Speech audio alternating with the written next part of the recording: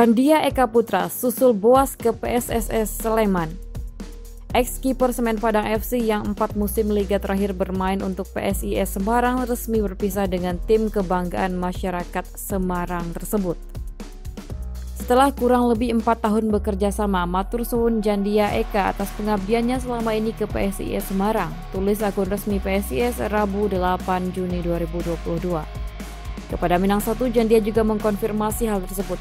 Benar, saya telah berpisah dengan PSIS Semarang. Terima kasih untuk manajemen klub, rekan-rekan serta supporter untuk 4 tahun yang luar biasa, katanya.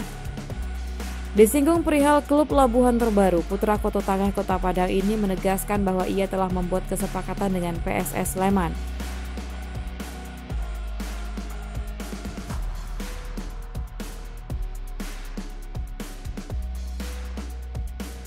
Alhamdulillah, petualangan baru dimulai. Saya resmi bergabung dengan PSS Sleman untuk durasi kontrak 1 tahun, ulasnya.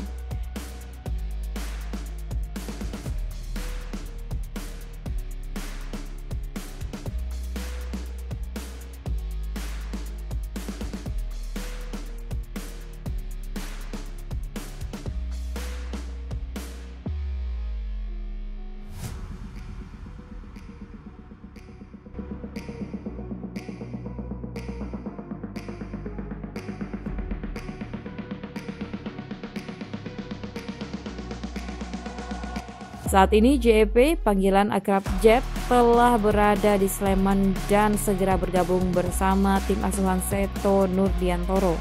Itu artinya Jandia akan bermain bersama legenda timnas dan Persipura, Boas Solosa.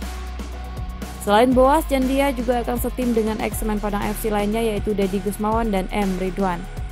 Menariknya, Jandia akan segera berhadapan dengan mantan klubnya PSIS Semarang.